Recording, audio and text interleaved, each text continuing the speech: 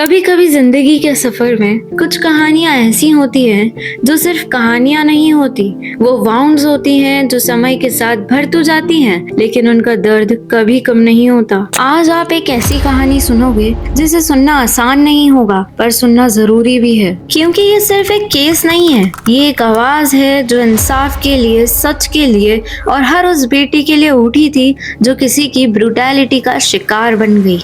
नेपाल के एक गांव कंचनपुर भीमदत्ता म्यूनिसिपैलिटी की एक रहने वाली निर्मला पंत 13 साल की लड़की जो सरस्वती सेकेंडरी स्कूल में 9th क्लास की स्टूडेंट थी। घर पे वो अपनी माँ दुर्गा देवी, बड़ी बहन मनीषा और छोटी बहन सरस्वती के साथ रहती थी। क्योंकि निर्मला का कोई भाई नहीं था, इस वजह से उसके डैड यज्ञराज पंता डिसअपॉइंटेड थे, तो उन्होंने दुर्गा देवी के साथ अपनी तीनों बेटियों को भी अपेंडेड कर दिया था, सिर्फ इस वजह से कि उन्हें शुरू से ही एक बेटा चाहिए था। इस लॉजिक की वजह से 9 साल पहले ही दुर्गा देवी को किसी और औरत के लिए छोड़ दिया था। शुरू से ही दुर्गा देवी ने ही अपनी बच्चियों को पढ़ाया, बड़ा किया, वो भी सिर्फ एक पानीपुरी के स्टॉल के दम पर। दुर्गा देवी हर रोज नेपाल की बॉर्डर क्रॉस करके उत्तराखंड जाया करती थी, जहां वो स्मगल्ड गुड्स कैरी करती थी। इस काम को करके वो एक्स्ट्रा पैसे कमाया करती थी।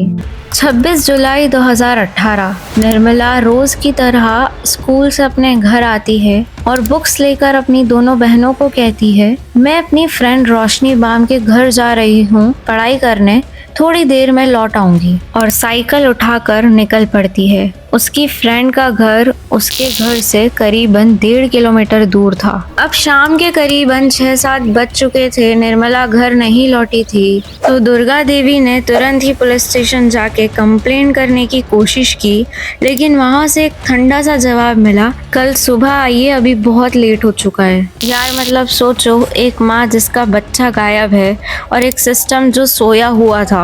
यहीं से सबसे पहली बड़ी गलती शुरू होती है। अब अगला दिन आ गया 27 जुलाई। सुबह 8:30 बजे के करीबन एक लोकल आदमी ने गन्ने के खेत के पास एक साइकिल पड़ी देखी और आगे चलते ही एक बॉडी पड़ी देखी। उसकी बॉडी पर एक भी कपड़ा नहीं था और वही थी निर्मला पंता।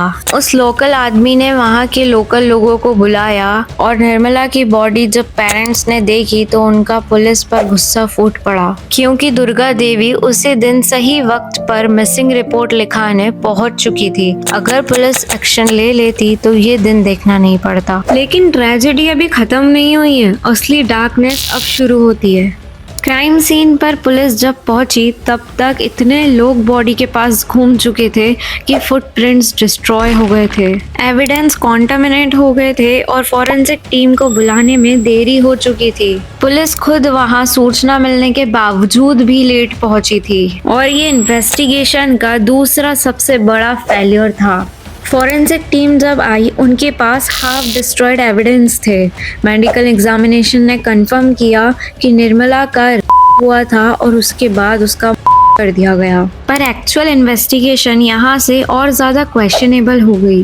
कुछ दिन बाद पुलिस ने तुरंत एक आदमी को पकड़ लिया, दिलीप सिंह बिस्ता, जो मेंटली डिसेबल्ड था। गांव वालों और एक्टिविस्ट का कहना था कि उसको बलि का बकरा बनाया जा रहा है ताकि असली को बचाया जा सके। लोगों ने बोला पुलिस ने एक बेकसूर बीमार आदमी को उठा लिया है, बस केस को क्लोज दिखाने के लिए। प्रोटेस्ट रैलीज पूरे नेपाल में शुरू हो गए और सड़कें गुस्से से भर गई, पर सरकारी मशीनरी फिर भी धीरे चल रही थी। आखिर सवाल ये उठा था कि दिलीप सिंह बिस्ता का इस केस से क्या कनेक्शन था। दिलीप सिंह बिस्ता उस समय 41 साल का था और इस से पहले भी वो अपने ब्रदर इन लॉ के मर्डर में जेल जा चुका था। लेकिन जब वो अरेस्ट हुआ तो एवरीवन वाज शॉक्ड, क्योंकि वो मेंटली डिसेबल्ड था। क्योंकि वहाँ के लोकल लोग उसे जानते थे, इसलिए दे आर नॉट बिलीविंग कि ये आदमी इतना ब्रूटल कैसे कर सकता है दोबारा से। लेकिन अगर उसने ये करा भी हो तो उसके पास इतना दिमाग नहीं होना चाहिए था कि वो के सारे एविडेंसेस को मिटा दे। इसलिए लोगों का कहना था कि पुलिस एक ऐसे आदमी को फंसा रही है जिसका इस केस से कोई लेना देना ही नहीं था। देन दिलीप सिंह को अरेस्ट करने के एक हफ्ते बाद उसको मेडिकल जांच के लिए काठमांडू भेजा गया था। और फिर सामने आया वो फैक्ट जिसने केस की जड़ें हिला दी। पुलिस को बिस्ता को रिहा करने के लिए मजबूर होना पड़ा था क्योंकि उसका डीएनए सैंपल निर्मला से लिया गया वेजाइनल स्वैब से मैच ही नहीं करता था। लेकिन बात यहाँ खत्म नहीं हुई। डीएनए मिसमैच होने के बावजूद इन्वेस्टिगेटिंग ऑफिसर्स बिस्ता को इनोसेंट मानने को रेडी ही नहीं थे।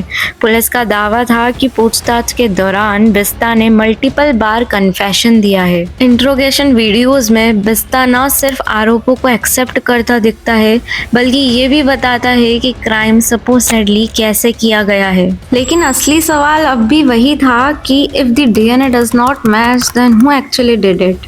देन सीआईबी ने निर्मला पंत के 2 पड़ोसियों को काठमांडू से अरेस्ट कर लिया। देन अरेस्ट के बाद पुलिस का कहना था कि इन दोनों ने कबूल किया है कि वही लोग निर्मला के और मर्डर के जिम्मेदार हैं।